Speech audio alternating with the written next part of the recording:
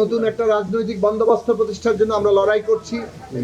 বিশেষভাবে আমরা বলবো 2014 সালের যে তামাশাপূর্ণ নির্বাচন হয়েছিল, নির্বাচনের আগেই যেখানে 153 জনকে নির্বাচিত ঘোষণা করে তারা সরকার গঠনের সংখ্যাগরিষ্ঠতা নিয়ে নিয়েছিল, এইরকম তামাশা পৃথিবীর ইতিহাসে দেখা যায়নি। তারপর থেকে আমরা এই প্রশ্ন নিয়ে আলোচনা করেছি যে সাংবিধানিক পদগুলোতে নিয়োগের যে কর্তৃপক্ষ, সেটা যদি সরকারের হাতে একচ্ছত্রভাবে থাকে, তাহলে ওই ধরনের কমিশন তৈরি হয় যারা একটা পুরোপুরি তামাশা, ভুয়া, জালিয়াতির নির্বাচনকে সুষ্ঠু নির্বাচন বলে চালিয়ে দেয়। যেখানে কোনো ন্যূনতম ভোট পড়ে না, সেখানেও তারা বলে এত % ভোট করেছে, ইত্যাদি ইত্যাদি। কথা বাড়াবো না। আমরা সেইখান থেকে বলে এসেছিলাম যে একটা সাংবিধানিক কমিশনের মাধ্যমে যাতে সাংবিধানিক পদগুলোতে নিয়োগ দেওয়া হয়।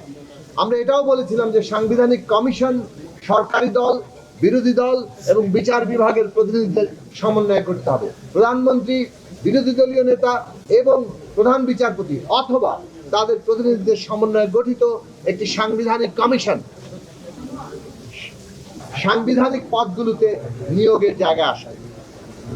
আমরা এই ছাত্র শ্রমিক জনতার অভ্যুত্থানের পরে যে অন্তর্বর্তী সরকার গঠিত হয়েছে, তাদের উদ্যোগে যে কমিশনগুলো গঠিত হয়েছে, এখন ঐকমত্য কমিশন, তারা এই প্রস্তাব নিয়ে এসছেন। এই প্রস্তাবকে তারা গ্রহণ করেছেন এবং এটার নাম দিয়েছেন ন্যাশনাল কনস্টিটিউশনাল কমিশন কিংবা জাতীয় সাংবিধানিক কমিশন কাউন্সিল। এই জাতীয় সাংবিধানিক কাউন্সিলের মাধ্যমে সাংবিধানিক এবং সংবিধিবদ্ধ প্রতিষ্ঠানগুলোতে নিয়োগের কথা তারা বলেছে। আমরা বলেছি প্রথমত এই নীতিগতভাবে আমরা একমত যে এই সাংবিধানিক কমিশনের মাধ্যমেই নিয়োগ হতে হবে। 2 নম্বর হচ্ছে সাংবিধানিক কমিশনের গঠন কি হবে, সেটা নিয়ে আলাপ আলোচনা এখনো চলছে। প্রথমত এই সিদ্ধান্ত তো আসা দরকার যে নীতিগতভাবে সাংবিধানিক কমিশনের মাধ্যমে এই নিয়োগগুলো হবে কিনা, সেই বিষয়ে এখনো পুরো ঐকমত্য হয়নি। আমরা আলাপ আলোচনা করছি। আমরা বলেছি যে, অনুরোধ করেছি যে এই আলোচনা আজকেই শেষ না করে এই আলোচনা প্রয়োজনে আরো সময় নিয়ে করা দরকার, কেননা রাষ্ট্রের অত্যন্ত গুরুত্বপূর্ণ একটা প্রশ্ন এই প্রশ্নকে কেন্দ্র করে আবর্তিত হচ্ছে।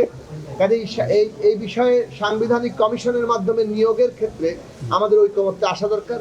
2 হচ্ছে এর গঠন কি হবে, সেটা নিয়ে তাদের যে প্রস্তাব, সে নিয়ে বিভিন্ন মত আছে, সেটা নিয়ে আমরা পরবর্তীতে আলোচনা করব। অনেকেই বলেছেন রাষ্ট্রপতি এবং প্রধান বিচারপতিকে এর বাইরে রাখার, সেই বিষয়গুলো আলোচনার মধ্যে আছে। 3য় বিষয় হচ্ছে কোন কোন প্রতিষ্ঠান এর আওতাভুক্ত হবে। সেক্ষেত্রে নির্বাচন কমিশন, দুর্নীতি দমন কমিশন, পাবলিক সার্ভিস কমিশন, যেখানে আমাদের রাষ্ট্রের কর্মকর্তাদের নিয়োগ হয় সেটাই পুরোপুরি দলীয়কৃত হয়ে পড়ে, মানবাধিকার কমিশন এবং অডিটর জেনারেলের পদ। এই 5টি প্রতিষ্ঠান ন্যূনতম, অন্তত পক্ষে এই 5টি প্রতিষ্ঠানকে এই সাংবিধানিক কমিশনের মাধ্যমে নিয়োগের আওতায় আনা যায় কিনা, সেটা নিয়ে আলাপ আলোচনা আমরা চালিয়ে যাব।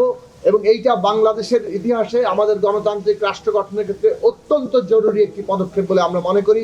একটা ঐতিহাসিক সিদ্ধান্ত হবে যদি আমরা এই কাজ করতে পারি।